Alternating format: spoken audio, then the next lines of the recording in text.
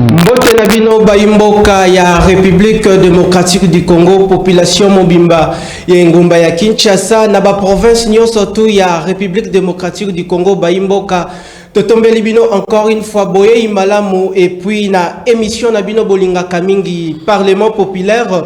Le peuple d'abord, Oyo Biso, Kinactu Télévision, Tozali Bongo, na plaisir makasi, ya kozala liboso na bino na mokula lelo po na ete bino population, Oyo Boko tala biso, bisika biso tu bozali, boye baete, Kolo Congo, e kotambola lolenge boni, uta mwana mboka Félix Antoine Tshisekedi Tshilombo, azwa kibongo, bokonti na ye, kino lelo yo, musala nini azako sala pona intérêt ya population, natina na yango émission Le Peuple d'abord et ko traité bongo baloi à travers séance plénière ya mokolo ya lelo oyo ko kamba mabongo na président ya parlement mwana mboka Richard Nawej mwana ya mapinga boye baete na kozala bongo ngai moko te na kozala bongo na bilombe ba député oyo bino population ya mboka Congo bopesa bango mandat sans préavis baimboka boye baete tokolengela na mokolo ya lelo makambo matali ba sujet ya partie est du pays boye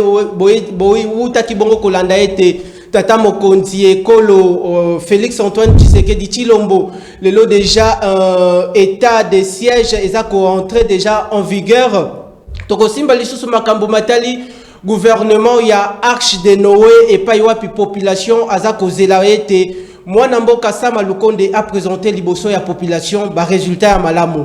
Équipe technique eza bongo reni na mokola lelo pona kosala musala ya malamu pona plaisir na bino na coordination technique kambami bongo na singa ya pakebo 26 ans de métier ndeko Serge Makoso na ngambo ya réalisation toza bongo na Seigneur Patiengo isoki boko mona bongo bilili ya malamu bisika biso tu boko tala na ngumba ya Kinshasa toebi ete bote bitando plus de 10 millions de Congolais zali bongo match ya Barcelone te match ya Real Madrid te mais zali bongo match ya Léopard. Le peuple d'abord ezali lokola rendez-vous ya match ya Léopard. Boye ba ete tokokima mbango epai ya bilombe ba député oyo tozali na bango na mokolo lelo tokokima mbango epai ya mwana mboka Jean-Paul Lesambo oyo population ba mama bipupula ba retrouver depuis un grand moment mais lelo azongeli biso awa mwana mboka Jean-Paul Lesambo na ko rappeler azali bongo juriste et puis membre ya lingomba politique PPRD mwana mboka Matondo et puis boye malamu na parlement populaire. Merci ndeko Nawej tope botondi mingi na ndenge o pesa kinga mbela yango na eko répondre na lokata na yo pour que permettre que to répondre ba congolais malamu par rapport ya makambo maso ba bazali ko yoka comme actualité pe o nyoso sengeli ko éclaircir bango pour que ba ko s'imprégner na makambo o ezali ko tambola na mboka na ndenge ya malamu. Matondo na yo honorable Jean-Paul Lesambo population sepeli lokola a retrouver yo na mokolo lelo. Toko kima mbango bongo epai ya mwana mboka zali elombe avanda kabongo na Angola aye kotala biso na séance plénière ya mokolo lelo kombo na ye ndeko Edouard Kawaya oyo azali bongo représentant et fédéral de l'UDPS Angola mwana mboka honorable Matondo et puis boye malamu Matondo mingi ndeko journaliste pour une opportunité mwana ya mapinga surtout pour un appel la première fois ya koya kokota na parlement ya bana mboka to solo makambo mboka to mona lolenge kani ba loi eza voté pour que makambo etambola bien mais pour la plus ample précision na bengami na kombo ya Edouard Kabwai Chaka donc député na yo ya mokolo lelo nazali représentant président fédéral ya lingomba ya UDPS na mboka Angola. Matondo na yo je crois oko étalele population à kota la biso na mokolo lelo lolenge nini oza ko s'organiser pour na UDPS na côté ya Angola. Tokoki mambango bongo epai ya honorable oyo bino population bomesana ko retrouver ezali bongo mwana mboka Freddy Chinyama mwana mboka Matondo et puis boye malamu. Matondo ndeko journaliste, Matondo na ba nyonso bazali kolanda biso na etuka Matondo pe na bande kuna biso bazali na est du Congo. Tozali compatir biso nyonso tout, on est de cœur avec eux. Et puis na PCP Matondo na molonga ni ngai madame Rebecca Tekela, je crois qu'elle est en train de nous suivre. Également mon neveu Symphorien Mai, avant ni mopandia madame Rebecca, Matondo pe na bande ko bande kuna ngai nyonso tena ba on a plateau pour na partager au sujet ya mboka na biso RD Congo. Matondo na bino population mboka Congo boshi bongo libaku ya ko assister bongo na séance plénière ya mokolo lelo bosa la bongo branché longole la biso ndeko yo liboso ya télévision esika okotala le peuple d'abord na ngonga oyo longole la biso ndeko nyonso to abela ka tension o abela ka bongo azabongo cardiaque longola et parce que tolingi bongo to démarrer séance et pas wapi to lobaka ba vérité ya mboka pone sunga tata ekolo ndeko Félix Antoine Tshisekedi toko simba bongo makambu matali état de siège oyo ezako s'aimer beaucoup plus de polémiques na opinion publique congolaise tant nationale qu'internationale. Tozali bongo na plateau na biso na juriste. Mwana mboka Jean-Paul Lesambo okoki ko présenter les populations à côté la biso ba soubassement toté ba fondement juridique ya état de siège. Bon, il y a des bosso et sengela qui te to koka kosala émission pour que na yebaki d'abord te nini to koloba émission na yo.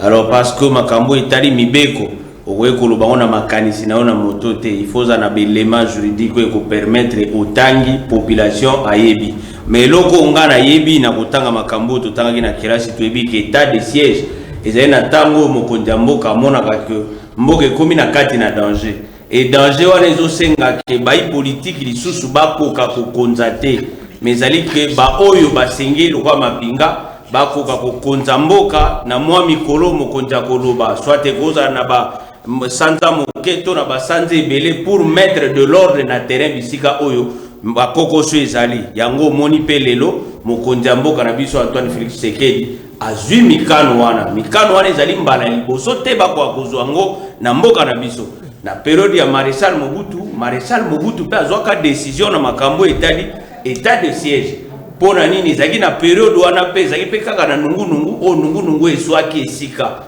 c'est-à-dire biso ba congolais ba politique o bazaki ko administrer na ba terrain nyonso to wana to pe na ba province wana bazaki suna makokite ya kokoka kokonza yango basengaki appel mokonzi mboka ya période wana zwaka pe meko alobi maintenant bato bakokonza ezali basoda nde bakozwa direction ya kokamba province wana pe na période wana tomonaka résultat ezalaka yango toyebi pete soki na période oyo lokwa mokonzi mboka zwi mais biso baso esengeli to kwa soutenir ye na décision azwi parce que bandeko bakokufa na este ezaka bandeko bato ya este te na este eza pe na bakongo baza wana eza pe na bato na bandundu baza wana eza pe na bato na kasai bazali bato nzike baza wana oyo bauti de part et d'autre pour se retrouver na kati ya est wana to pe na Goma ou soit na Ituri pour que permettre kimie koka kokota esika wana parce que soko kimie koti okomona bato baso bakozonga kati na misala na bango de même que même le gouverneur oazali na bituka mibale wana na Ituri pe na nini na Nord Kivu soki kimie ezongi basoda bazongi si kimia bato bana mibale to pe bakonzi ya gouvernement provincial mibale wana bakozonga ekiti ebonga na bango parce que bazaki ba élu oyo population aponaki. Matondo na yo honorable Jean-Paul Lesambo tokoki mambango bongo epai ya Ndeko Edouard lelo otomoni chef de l'État Félix Antoine Tshisekedi Tshilombo a décrété état de siège na deux provinces notamment Nord Kivu et puis na Ituri. Est-ce que ozo ndima ke état de siège yango ndezali option malamu sengela ki tata ekolo azwa pona ko restaurer pe na partie est du pays? Matondo mingi ndeko journaliste ezali option ya malamu makasi lokola député nangayo ya uti ko koloba omonike asali ayamboli likambo na lolenge esengeli ezala parce que tango toli kotala makambo mboka tokolobela ngo na passion te au-delà ya ba clivage politique wa tolaka nango mais tomonike tokoki kozala na tango yiso na bileko bianso tozali kaka kolelelaka bandeko na biso bakufaka bamama na biso batata bayaya baleki bakulutu en tout cas mokonzi ya mboka amoniki ekolela eleki lokola azali wana na ebonga ayepo aya kopesa biyano na kati ya plénière na biso ndenge ezali baptisé le peuple d'abord parce que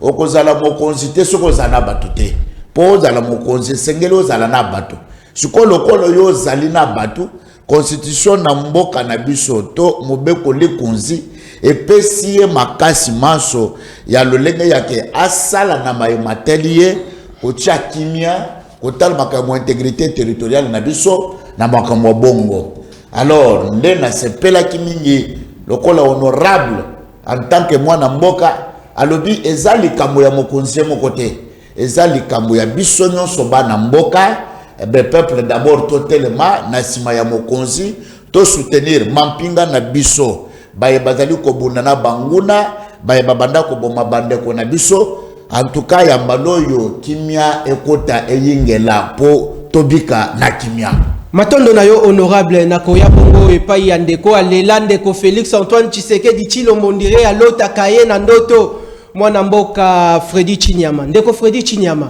lelo tata ekolo Félix Antoine Tshisekedi Tshilombo a décrété état de siège mais ali bongo na bandeko mususu bazako contredire ba décision oyo azui est-ce que ndenge tata ekolo a décrété état de siège na partie est du pays ba makasi nini tote ba solution nini ezalaki ya liboso tote parce que population qui no lelo yo a constaté on dira constater qu'il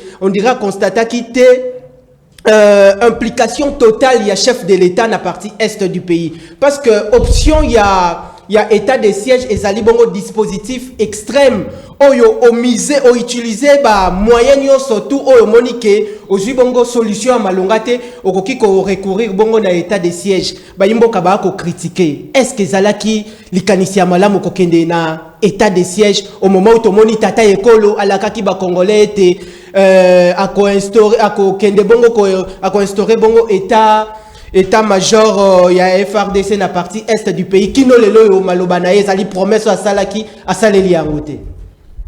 Merci ndeko journaliste pour na maloba na kopesa matondo mingi na mwana mboka le président de la République son excellence Félix Tshisekedi Tshilombo pour na ba méthode onyo surtout azosala pour que la RDC ezonga na kati ya kimia mutona wana ya est je crois que mukomususu pe to lobelaka yango mingi tozo lobela mingi mutuna wana bandeko banda kobima na nzela nous avons même autrefois reçu bandeko mususu awa balobaki pona ni mokonzi mboka azoloba te pona ni azo réagir te mais c'est étonnant que bato balobaka makambo ya bongo oyo bazali kozala contre état de siège c'est l'une de méthodes autres banda kozela na mboka na biso pour que kimia ezonga na est ya RDC bandeko ya Ituri na ya Nord Kivu tomonaki babimisaki bana na nzela bamosusu baki kovanda na mairie je crois que un jour obengaki nga mpona yeba kolobela likambo wana mpona nini bana classe batiki ba classe bazokende kovandaka liboso ya mairie qui veut dire que bana oluka papa na bango abima dans le silence aloba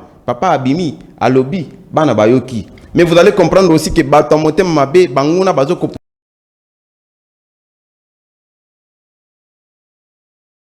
na cacho ba libérer ki bango mokolo ya vendredi effectivement j'avais acte ya ko saluer te ezali acte ya ko saluer parce que mwana ya classe avant mwana ya classe abima na nzela qui veut dire que ezala moto ya pisa mayele ke yo sala eloko boyi esala eloko boyi bana wana po babima na balabala wana ba eti bafana na mairie nani azaki sima ya bana wana avec quelle intention et pour quel motif babano loka kaka chef de l'état akita ngai na lobaki na ngai boyi kobima ya chef de l'état na Kinshasa pour que ya koma na est ezala ba méthode ya lolenge belé ezali par la voie ya diplomatie oyo tozomona mokonzi mboka azokende ko consulter baninga na pour que kimia ekota na est du Congo. Ezali pe na voie mosusu ya état de siège comme il vient de déclarer ici, état de siège. Ezali aussi l'une de méthodes, c'est-à-dire mobimba ya chef de l'état nde yango wana tango mona siko mapinga bake bavandi wana mobimba na yango wana bino bozolo kakaka ou bien la physique ya chef de l'état. Non, maintenant ndeko descendre nyoso ya chef de l'état na mboko wana ya na biso na parti na biso ya est du Congo.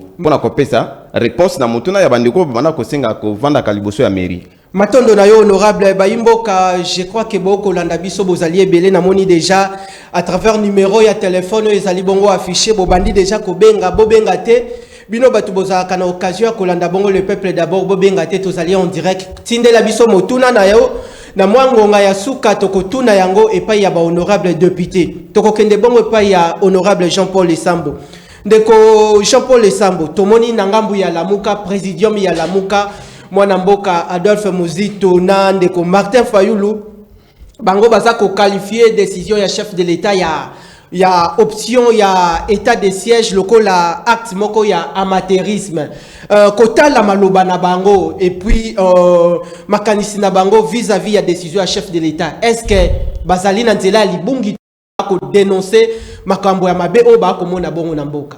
Merci ndeko nawezi ya liboso na koloba boy na lingina bongisa muke na makambo ndeko alobi ke bana oyo babimaki na balabala ndenge bakangimaki ezalaki malamu. Ça je dis nga personnellement na koloba ezama po ezali droit pe ya bana mwana nyonso na kati ya ndako ya baboti na ye soki amoni likambo ekotambola malamu te to pe amoni danger zo na kati na bomoi na ye azali na droit ya ko revendiquer.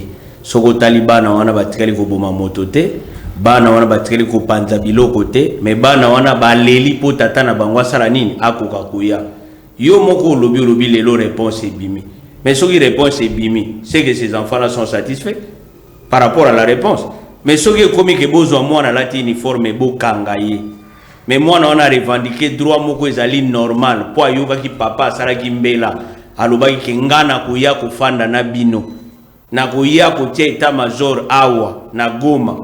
Eza mabete ndeko. Pourquoi tokoye kondima? Pour ceux qui oza moboti, je crois que ne bandi l'émission osungaki biso po biso to bosana ko pesa ba mama mbote na ndako. Mais yo pesi mama mbote. Ili ko lobaki oza moboti. Donc ndengo za wana soko mwana amoni aza en danger. Akosa recours na yo. Papa leli na papa biso to na besoin papa na biso aya. C'est de même que moi j'avais partagé cette idée là. Quel que soit que Goma ou Ituri, ezali na ba problème ya bitumba. Ezali na problème ya insécurité. Mais mokonzi mboka na bandi bisika nyonso akendaka kaka bongo te. Na Goma, tomoni na Goma atteindre guerre te. Tomoni bisiko guerre ezali. Mais na ba président Mosuba lekaki tomona ki peso ki likambo ezali ko kita kuna. Mokonzi ava kita ba préparaka terrain mokonzi aloko ngana yote. Mokonzi ava kita ba préparaka terrain. Ba koyebise siko malamu ezato esike ezate. Tope moboti akolo babana lokwa na eseki bino na koya na décembre. Na mona décembre agenda na ngeza mobulu. Bozela nga peut-être atana mois de juin. Bana bakoza na kimia te. Ndeko Jean-Paul Lesambo kusana motuna. Yo tuni ndeko journaliste tuni nga motuna par rapport ya makambo bandeko Martin Fayulu na ndeko Muzito balobi. C'est leur droit. Nous sommes en démocratie. Les chefs de l'État ont pris une décision au bateau basusu bamoni yango eza décision moko salvatrice. Mais ça na basusu balobi eza malamu te. Toko condamner bato te. Toko lukande résultat to ko senga poto koma nango esengeli ke biso banso to sala nini to zala eloko moko. C'est-à-dire to kanisa to lo bato lobi bon na koza d'accord na mokonzi mboka te mais je partage quand même son idée malgré naza d'accord na été. Mais comme azui idée wana comme yemo to zali ya yambo o azali ko konza biso. C'est-à-dire, nous devons les soutenir, même si on n'est pas d'accord avec lui. C'est de même que Ngaï na makao mosusu mokontamboka sala na lubaka na plateau na bino na bi, je ne suis pas d'accord. Preuve n'est que na lubaka na plateau na lobby, otunanga motunobi pourquoi yo continue union sacrée. Na bino je ne partage pas cette idée là du Matondo na yo. Mais je dois les soutenir ceux qui aligito sangana biso nyonso to zalelo komoko. Matondo na yo honorable mwana mboka ndeko Edouard. Le loyo état de siège est bongo décrété na Nord Kivu na Ituri. Est-ce que et sengela qui tout d'abord musala liboso sengela qui gouvernement sala sengela qui tout d'abord ko réunir na nous éléments pour na ko déterminer point de causalité il y a différents problèmes oyo eza ko ranger partie est du pays. Est-ce que na partie est du pays ndenge to koloba ezali sujet moko assez complexe. Est-ce que Namalobanayo, est-ce que oza ko envisager makambo ya est du pays? Est-ce que zali na quatre na ba conflit foncier? Est-ce que du point de vue géopolitique, est-ce que ba communauté, est-ce que bazali na entente entre bango? Oyebi mwana mboka likambo ya est eza likambo oyo ebandaki kotala mutu nyonso ba mécanisme nyonso salama ya kosangisa bana ya est nyonso na boyokani ba comprendre que bazawa na pona intérêt ya mboka que intérêt ya ko servir ba impérialiste to ko se créer bango moko ba rébellion e bandaki ko boma mais sikoyo mokonzi amoni ke tokei na masolo to sengi ke balungwa même baza na zamba ba s'intégrer na kati armée yomoko soki okokanisa malamu suka ya mobembo tata ekolo asalaki omonaki ka sengaki na banyusu bazaki na zamba bobima botika bitumba botika koboma bandeko na bino boya tovanda bayeba komona ke bo esengeli ba continuer na misana bango ya mapinga bakota na armée bayeba moni ke bako continuer te bo en tout cas kolukana no ba service moko ya réinsertion sociale ou réintégration dans le sens que batwar bazali kimia. Mais yomoko monike malgré makambo mokonzi ya ekolo loba en tout cas matoyi mangungi ezwaki na nubande kona biso nde mokonzi ya mboka atali ya solo sikoyo en tant que garant de la nation esengeli kimia ekota mais avant de continuer esengeli kimia ekota mais population assistée na implication ya chef de l'état te kota la ndenge a mizaki ba moyen surtout parce que tout le monde chef de l'état à recourir dans l'état de siège mais ba moyen ni population à mon qui chef de l'état à misaki pour na ko partager malheur wana na population à est du pays et kasi ya yambo oyebike poste avancé ya biso ya mapinga mamboka bazalaki puna na est principalement na Beni wana likambo liboso ya mibale yomoko omonaki tango mokonzi mboka asengaki ete bitumba oyo ezali de le conflit interethnique oyo ezali kolelisa biso mikolo nyonso bato batika makambo wana basa lolenge ya ketoya nalandaki ça fait des semaines porte-parole ya MONUSCO na est kuna alobaki ke tango mokonzi mboka azwaki bokonzi na ye akutaki plus de 400 quelques groupes ya batomboki mais na ba avancer oye monisa maki ba réduisaki ba groupe wana tokomaki na ba 120 siko ba 120 wana il faut ko silisa bango alors ezaka ka lokola ndenge mwana mboka lobby mokonzi mboka azali ko agir par rapport à ba prérogative constitutionnelle donc eza paka kaza la présence tout comme l'absence ezali koloba d'abord le kopena penate malgré que bana bakole de bamona papa mais il faut agir dans le sens que bisika kole les ali apangisa bango pinzoli totamo na lenge bon kasitika nakende ko chape ka mwa liloba na likambo pusana to gagner ngonga alobaki honorable alobi likambo ya bana omoni bana bazabana mike esengeli ko éviter ko utiliser bana banani basa ko utiliser bana ozana ba élément comme ozana bato basa ko utiliser bana ficelle okolanda yo moko tango lisukulu ya mokonzi mboka lobi alobaki nini alobi donc ezana bato bali ko manipuler bana kolongola bango na ngonga ya bavanda na bonga bayekola mateya bazotindeka bango lisiko tango bino bozotindeka bana ali liboso en cas de quoi siko moboti wana akobetele bino maboko omoni lelo état de siège kaka ndenge honorable alobi ezali ko sala bana ya mboka eloko na sepela ke pana ye ya keto cha kimia siko batirer de ficelle bato yo babandaki ko profiter na bitumba wana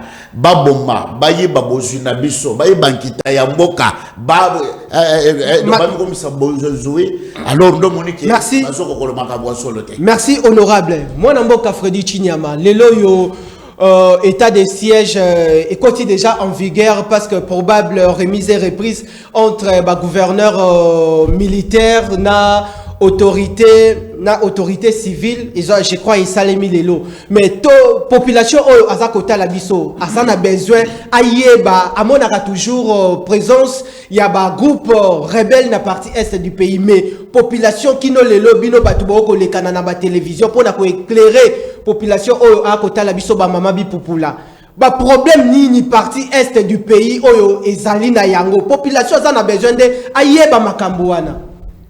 Merci beaucoup, ndeko journaliste.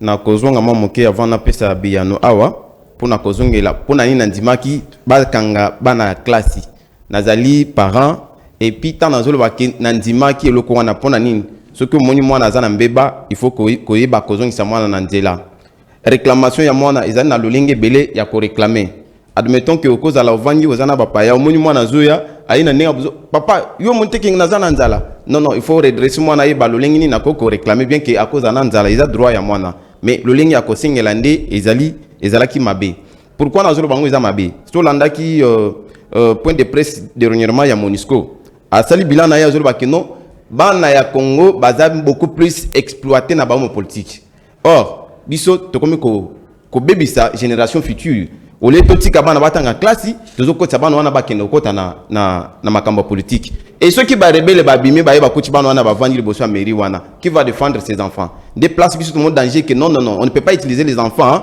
pour na ba faire na biso politique batika bana na bandako ya ba parents bana ba vanda soit bana bakota ba classe batanga bana ko réclamer descente ya chef de l'état il est vrai que le chef de l'état est descendu par le biais ya état de siège. Bravo, na chef de l'État pour la mesure wana. Congomani ya Est bazo zela baeba qu'est-ce qui se passe? Oui, na qu'est-ce qui se passe ndemi tune belé. Oyo moni na assemblée. Problème ni ezali kuna na Est. Oui, c'est pour cette raison que moni na assemblée nationale na biso batindi ba délégation pour que ba comme na Est. Basta la toilettage, baeba réellement la cause ya tuerie, ya ba massacre ezo ya na Est, ezo ya wapi. Avec l'état de siège, il y a possibilité ya koyeba nini que sous so makamoni sous mona ezo ya na makamoboye parce que déjà na état de siège à partir ya babutu il y aura des couvre-feu moto ya kozala telantel azanga papa azanga mama akomi obalokaka na nzela bakotona yo uti wapi ozo kende wapi tokoyeba moyen ya ko s'identifier et puis ceux qui militaires yemoko a eu pouvoir wana ya ko kamba na ba province na ngonga wana akoyeba ko mettre kimia akoyeba ko kozongisa makambo nyonso na ndenge esingeli bandeko bazolo ba ke non mesure wana ezali mature na yebisaki autrefois que omoni soki moto ayinio atako sali bula ndenge nini akozala toujours contre yo. Moi je me rappelle quand tant tozaki ba na classe tozotanga na humanité omoni que professeur ya mathématiques aselo elo mobo yepesi okanda soko boy professeur wana une fois que ce professeur ya mathématiques azokota na salle na yo obani wana dia makambo na nyonso ezala bato azosekani ndenge nini yo mona kaka oye azosala eza malonga te nde makambo zomona na bandeko ya lamuka na pesi matondo mingi na ndeko na ngai azo partager bien sûr il est moko aza moto pe perdre mais il a compris que avec l'état de siège il y a possibilité que kimia izonga na mboka na biso ya Est pourquoi bandeko ya lamuka ba merci honorable matondo na bino population boko tala biso na ngonga oyo pona to appuyer makambo to koloba botala bongo to kozonga bongo na ngambu ya régie mwana mboka Light Moutonge lakisa population oyo akotala biso lolenge nini porte-parole ya chef de l'État apesa ki bongo rendre ki bongo public liboso ya population maematali nomination ya ba gouverneur militaire Tolandi Light Moutonge. Vu l'ordonnance numéro 21006 du 14 février 2021 portant nomination d'un Premier ministre, vu l'ordonnance numéro 21012 du 12 avril 2021 portant nomination des vice-premiers ministres, des ministres d'État, des ministres délégués et des vice-ministres, vu la nécessité et l'urgence, sur proposition du gouvernement, le Conseil supérieur de la défense entendu ordonne. Article 1er.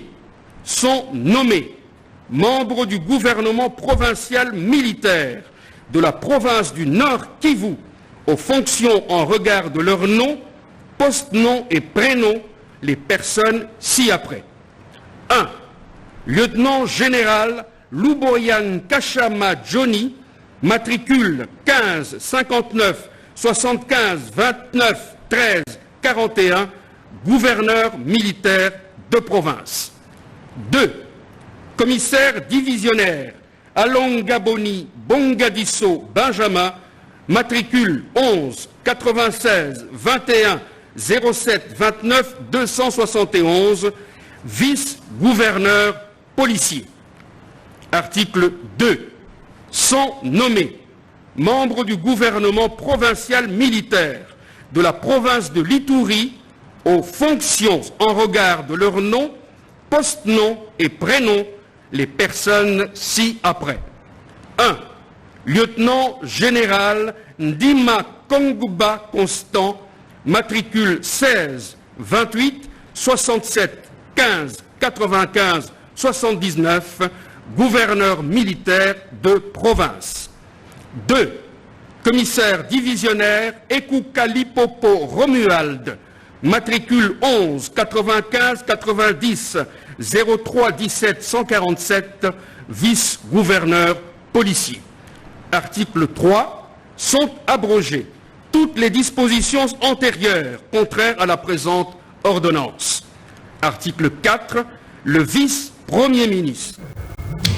Tozongi Baimboka Bouti Bongo Kolanda o ezalaki bongo ordonnance oyo tata ekolo ndeko Félix Antoine Tshisekedi Tshilombo o ezalaki bongo lu par porte-parole na ye mwana mboka Tarsis Kasongo Bouti Bongo Kolanda yango toko kende pa ya honorable moko awuti kokotela biso na plateau un peu en retard mwana mboka azali na makambo ya koloba epai ya population ezali kombo na ye mwana mboka Alain Zikatedi azali bongo secrétaire exécutif adjoint ya lingomba politique ESID o ekambami bongo na mwana mboka Martin Fayulu Madidi mwana mboka encore une fois matondo et puis boye malamu na parlement populaire à Mokola lelo. Merci ndeko journaliste, merci na Baimboka bakolanda biso o bakozela tout éclairer quand même lanterne na makambo etali mboka na biso mais bolimbisi pona retard to yibi ba transport na Congo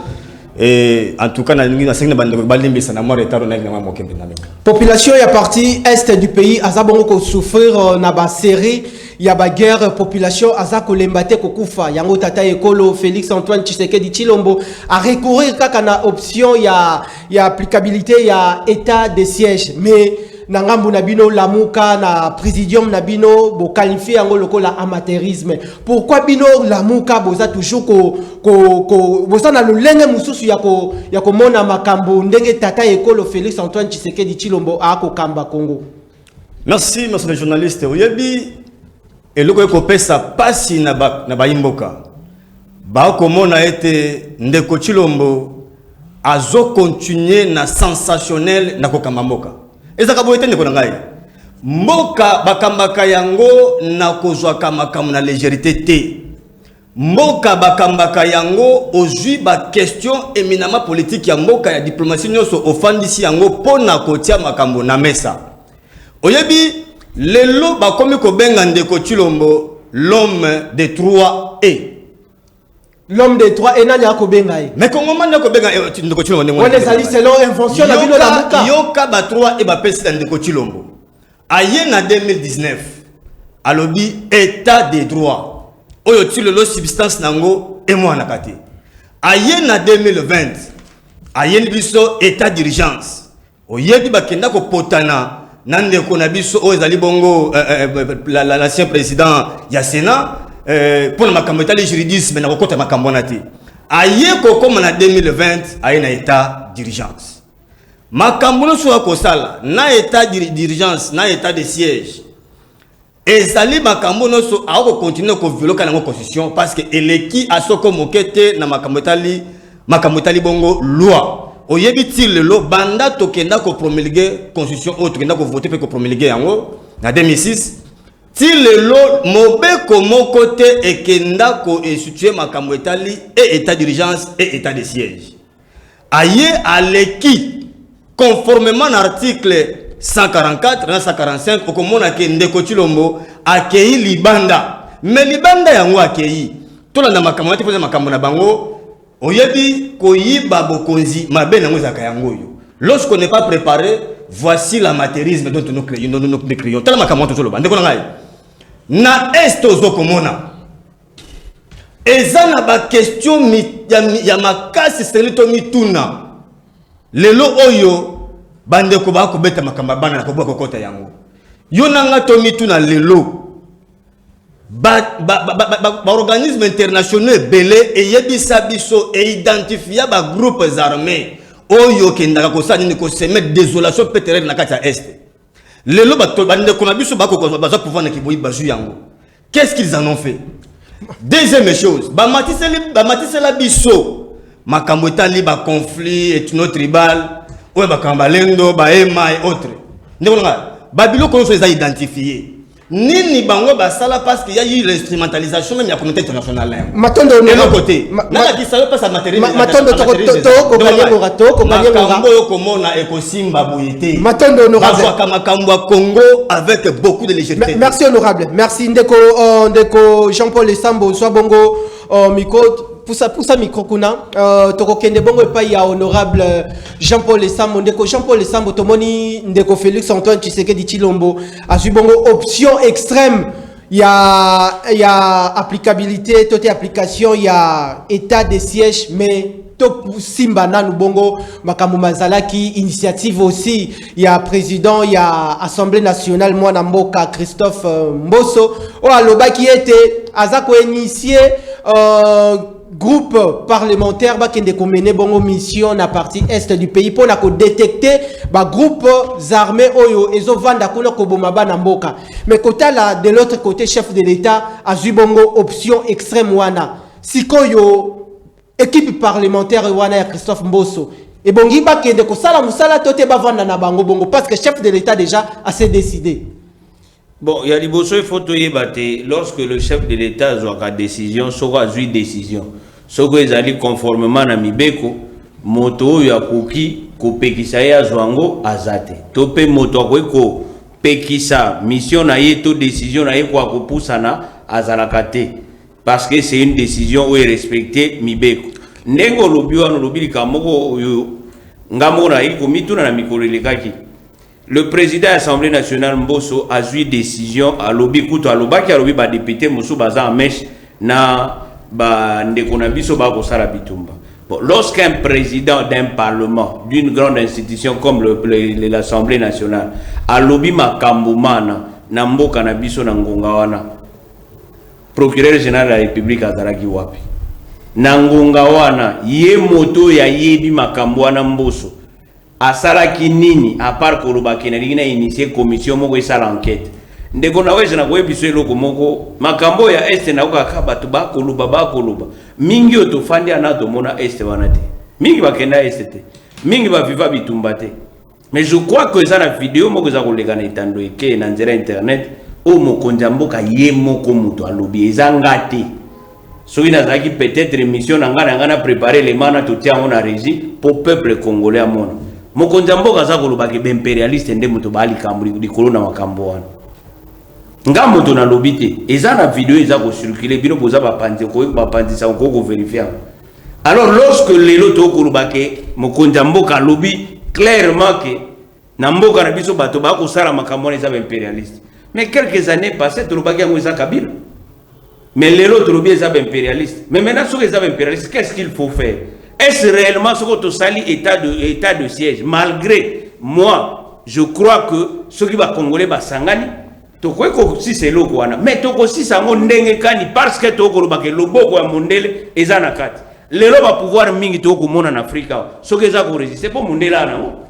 ba pouvoir mingi to ko mona en Afrique au koloba na 9h na sala marche 9h5 mindele ba bine ko peki ko ndima marche on a te po ko bengalo na bokonzi eza mindele est-ce que lelo nde to ko kende to za ko kanisa malamu na makambo maso mana na mikolo ele kaka to mona ka ba période mo ba bi balkanisation na Congo to mona ka ndenge nini ba congolais ba sanganaki ba évêque donc ba confession religieuse nyos ba sanganaki ba kembe mitine États-Unis na Nations Unies pona ko luka kimia na ngambo ya est. Mais ce que je trouve maintenant on a komona que ezape na moi ndenge quoi eza na mbalo ndenge décision ezwami. Oui, le chef de l'État azana mpifo ya kozwa décision. Mais pourquoi ko sangisa pe ba congolais? Parce que balobi ko sangana mikolo nyoso ko sola mikolo nyoso, ça peut aussi apporter une solution. Tout le monde qui a avec M23 l'opération Pomme Orange. Tout le monde qui avant Pomme Orange et salama. Tout le monde qui ndenge ba congolais ba sanganaki. Tout le monde qui ndenge ba congolais ba bima ki ti libanda ba ko sala ba plaidoyer ya minene. Pour permettre na bateau yo ba décider ka wana po mondoki o ba betaka na est salama kana Congo tendeko. Massage yo ba bomaka bateau salama kana Congo te e kotaka na Congo nde ba rebelle wana. Barebelo wana baza bato mundi lokola ngana yo mais moto akotela ba mondoki nani est-ce que lelo mokonzi mboka ndenge azui meko to décision ya makambo etali état de siège lelo akotia ba soda na biso na ba condition esengeli po bakobunda na nyama te tika na sisa ndeko bakobunda na bato to ko benga ba groupe armé wana baza vraiment outillé baza na mandoki baza na makambo maso. Est-ce que tango botindi bandeko na est kuna borobike état de siège et kozala ka gouverneur militaire muto kozala kuna te ba soda pe fo bazala munitions il faut ezala il faut ko prendre des rations batwana. Est-ce que biloko binso mana to calculer yango malamu pour que bandeko wana basala bitumbati na suka to za ko sala ko pona simatolo bake na 2023 il y aura pas élection parce qu'il y avait une guerre à l'est. Matondo na yo honorable to kende bongo epai ya Mwana mboka Edouard ndeko Edouard lelo yo population aza ko vivre situation ya mboka ndenge ezoko kende surtout partie est du pays mais petit peuple a kota la biso ba mama bipupula ba kota la biso na ngonga oyo bazana besoin bo expliquer bango lelo yo administration publique et kokoma sous contrôle ya ba gouverneur militaire lelo siko ba oyo basalaki na gestion ya ba province wana ba kovanda tote ko salema ndenge nini makambo yango. Ah, en tout cas, encore une fois, de plus Matondo, de Konanga journaliste, avant na yanola. Na moni nzoto komi o kilo kokoloba lisusu te. Alors, tika tokende ko recadrer to salaba toilettage. Donc, ndeko esengeli ba consulter ba historien. Le nom Chilombo, c'était un nom d'un héros, d'un vainqueur, d'un vaillant guerrier. Alors, si vous ne pouvez pas bango bakosa bango, baloba tango boko benge Chilombo, papa ata biso moko bakolo président, mais toi doraka inenge bandeko bandoraka yeta. Batu na ba historien si le no Chilombo ke silipi, wana likambo liboso ya mibale. Tango ndeko yo nazotala ya face, to ali liboso ya peuple. Honorable Alain Zikate. Ah, azoloba pouvoir ya kimoyibi, mais yo za mopanzi sango. Tango maponami masalami na mboko yo yoza mopanzi sango kendaki meme tena soupe basenga ki mentor na ye aya na ba preuve à la cour constitutionnelle o mona ki théâtre wa salaki kuna voir même ba avocat na ye moko incapable de prouver que j'ai gagné les élections. Pas plus tard que semaine passée au Tekali, un prétendu vainqueur des élections avec 62%. Mais il s'est réuni avec cinquantaine de personnes dans le chambre. Je me demande... Est-ce que le monarchie est 52 personnes? Exactement. Bon, autrement, je ne peux pas dire que... Ça même comprendre l'opposition. Non, non. Bango Bazana, comment dire, na bakil ta personnalité. Papa, yo somoni un opposant qui ne marche na mutoka. C'est grave. C'est grave. Alors maintenant, j'en arrive maintenant pour rencontrer. Oh, ezali parlement ya peuple. Peuple a na bosenga à l'actualiser sur des questions importantes ya mboka na biso. Tozali na article 95 ya constitution.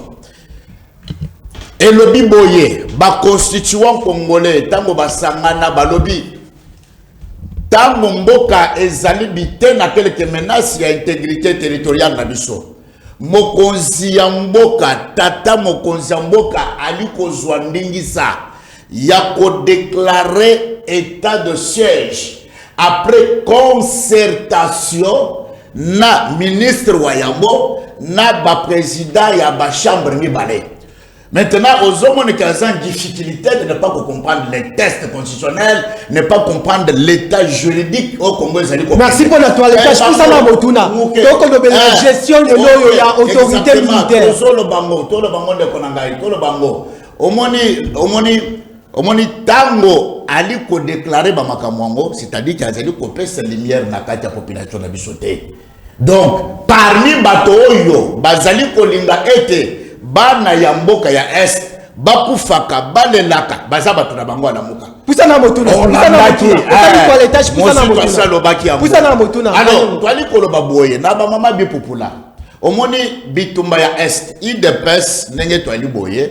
Toke ko hérité mboka oyo ezali na kati ya libulu makasi bato oyo balaki na régime oyo biso toye ko hérité bayebi secret ya bitumba ya est ndeko na ngai on ne peut pas se voiler la face parce que na bitumba wana ya est batire de ficelle bali bandongolo miso bali on ne peut pas parler des impérialistes ceux qui bino bana mboka bopesi bango babeki était mais tango bino bozo pesi bango babeki c'est là où maintenant bazo traiter que vous merci compromission pour que le peuple continue à souffrir. Merci honorable Bayimboka ba appel et kokota ndenge mwana mapinga uti bongo ko yebisa bino bobenga te parce que tozali bongo en direct boko mela biso ba message tokotanga ngo na mwangonga ya suka tokokende bongo epai ya honorable Freddy Chinyama ndeko Freddy lelo yo ba mama bi popula ba kotala yo bisika bisoto basali lelo tomoni initiative ya ba ancien président ya parlement oyo ba se réunir pona ko apporter pe moi contribution na bango baza ko appeler na solidarité nationale na kati ya mboka tomona ki bongo présence ya mwana mboka Thomas Luaka mwana mboka Obeminaku mwana mboka Kengo Wadondo tomona ki lisusu ancien président ya Sénat mwana mboka Alexis Tambwe Mwamba balancer bongo message pour la solidarité nationale par rapport à la situation ya partie est du pays balobi ezali priorité te mais ezali bongo urgence oyo chef de l'État a joué pour la partie est du pays. Côté la démarche na bango, ezali na bandeko mususu baza ko qualifier, ezali na bana mboka mususu baza na kati wana bazali ba sanguinaire. Est-ce que ezali makanisi ya malamu? Merci ndeko journaliste pour na motuna na ibandeli wana bisaki que ezali na bato bako kondima makamozo sala na mususu bako kondima te. À l'occurrence na bandeko ya lamoka ninga bazo ko qualifier que état d'urgence alobeli les 3A. Oh, yemoko a mekaki ko expliquer en bien té et il y a le bosso alobaki état d'urgence, état de droit, état de siège. C'est comme si jusqu'aujourd'hui bandeko ya lamoka bazo comprendre qu'est-ce que c'est l'état de droit. D'ailleurs, tant état de droit ezaki na mboko yote na mobutu. État de droit ezaka ka na Congo te za na France, za na États-Unis faut ko yebisa population. Yango le kambwana azobungisa bandeko na biso ba congolais. Il faut ayeba ko expliquer bato qu'est-ce que c'est l'état de droit. Ezali place au bazo pesa congolais nyonso ayeba ko se sentir à l'aise na ba droit na nyonso. Na époque tant état de droit ezaki na mboka na biso te.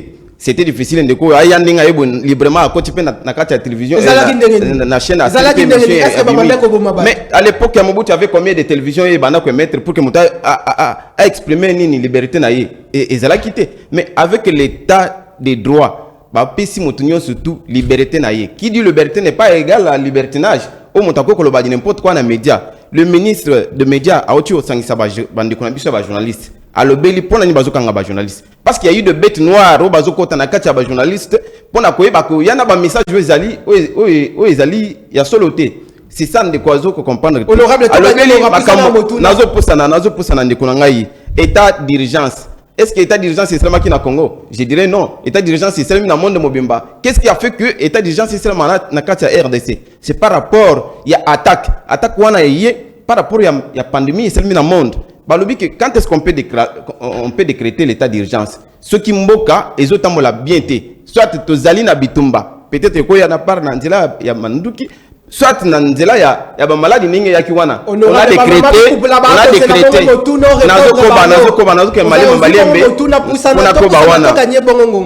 et aujourd'hui azolebla état de siège donc na mokosi na olobana ba mama na biso ya bipopola qui veut dire que bandeko ya lamuka jusqu'à aujourd'hui bazo ebate makamoni bazo ya koloba na télévision parce qu'ils n'ont pas les discours bandeko na biso les anciens présidents de l'Assemblée coup de chapeau parce que bazali bana mboka bazo comprendre les soucis qu'a le peuple congolais.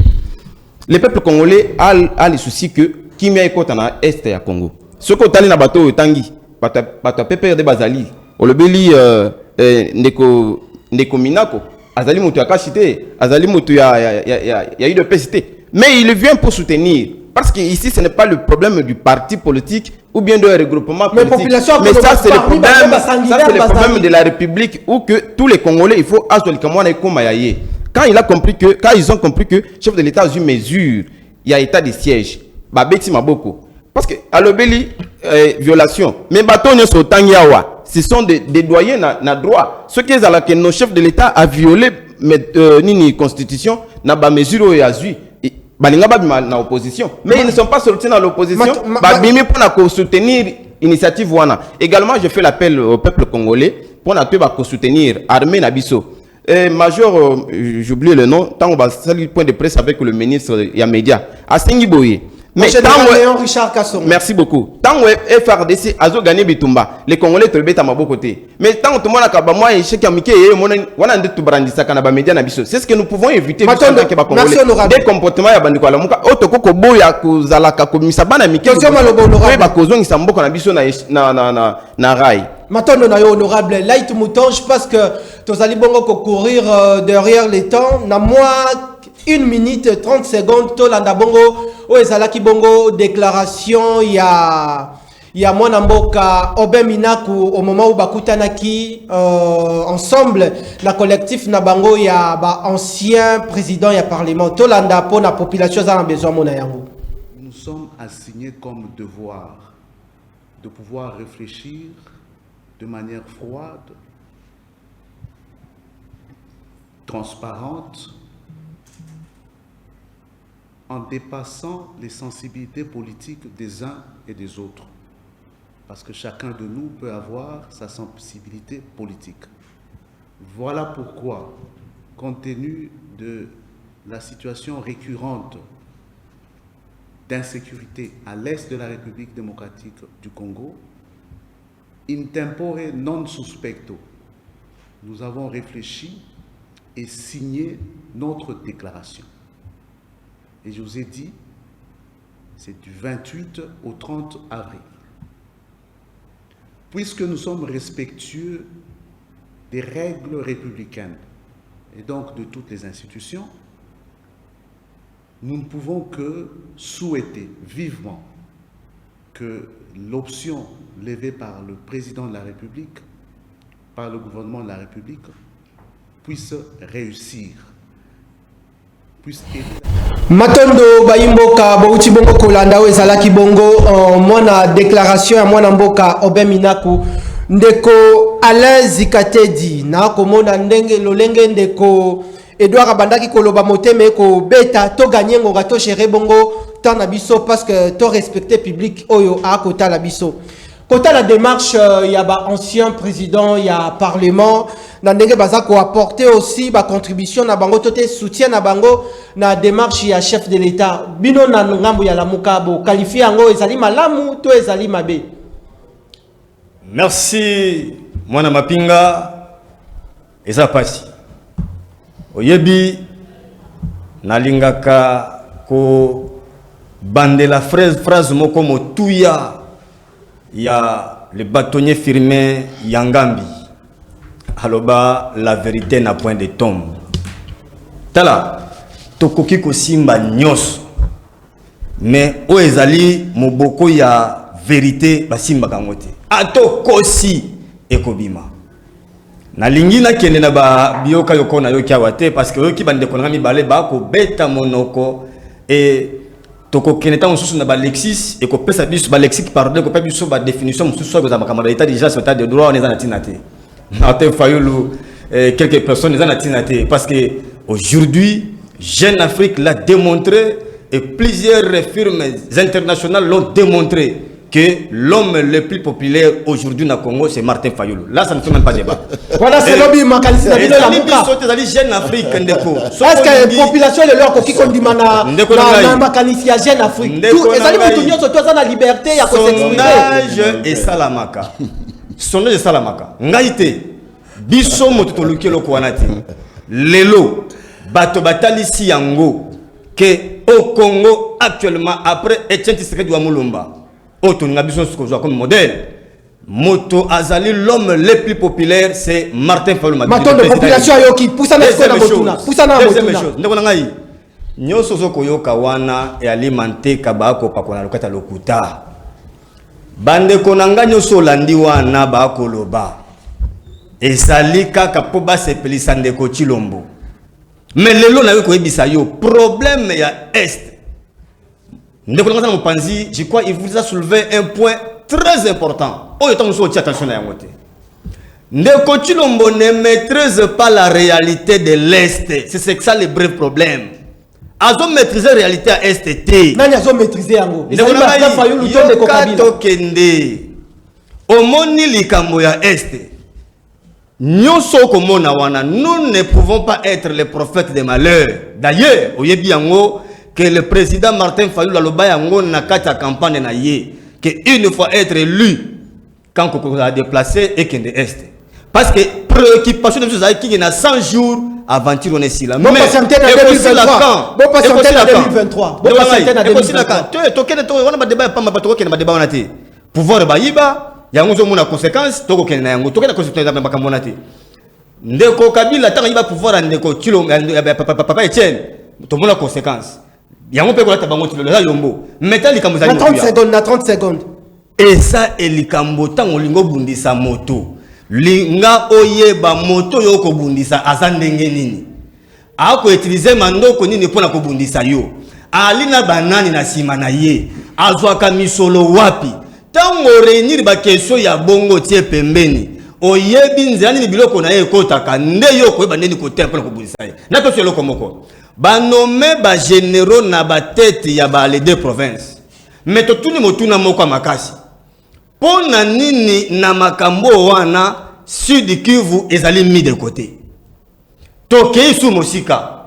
Oyebi lelo na armée oyo ndeko Kabila tikeli Congo.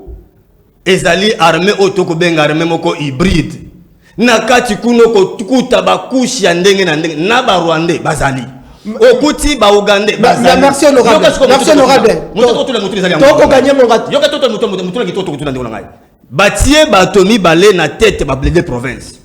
Yebisanga parce que même ba cours et tribunaux, même l'administration sera gérée par l'armée.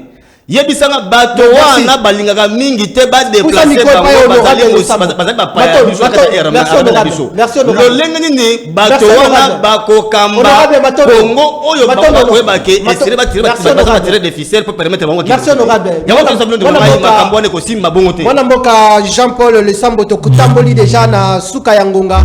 Lelo yo population a causé la résultat ya malonga pour la partie est du pays, mais population lelo yo a koloba été au moni chef de l'état lingi ko s'impliquer beaucoup plus dans la partie est du pays au moment où ba axe prioritaire les alliés belé au moment où population peut a causé la bongo social na e ngonga nini chef de l'état ko kanisa libumu ya population.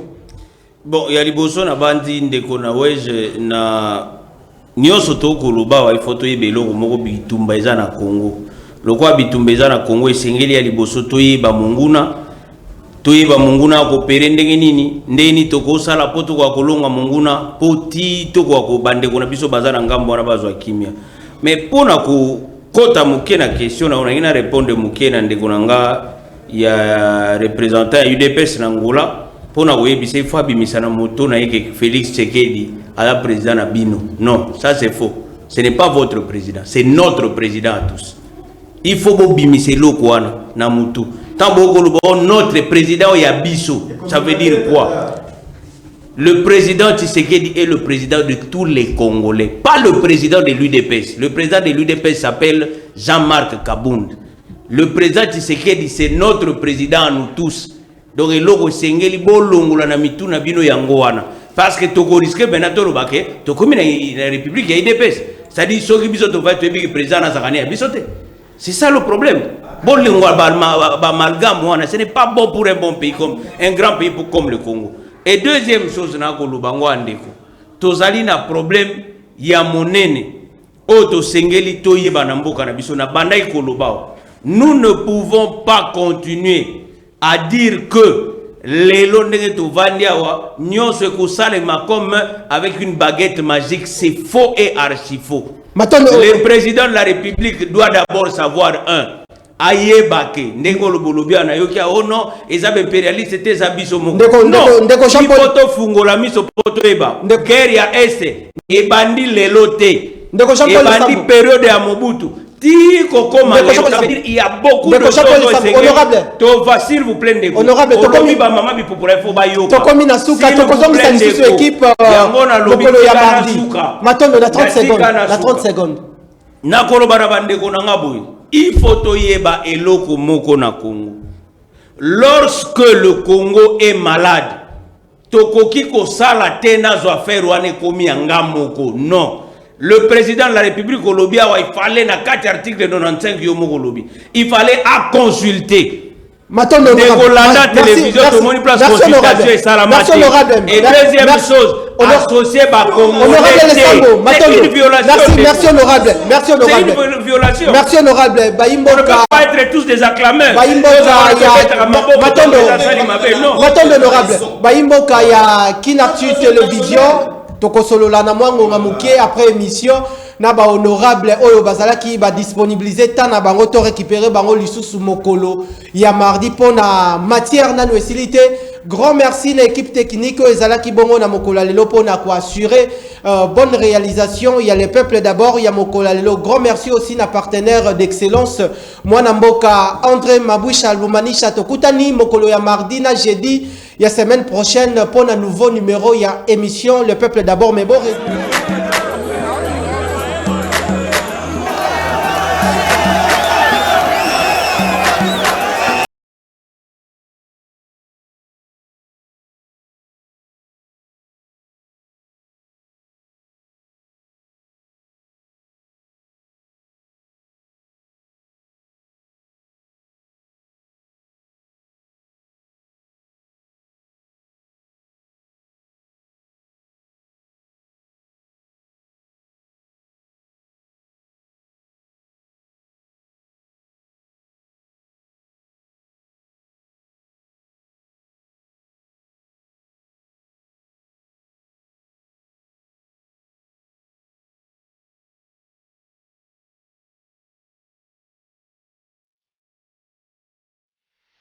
peuple azosengani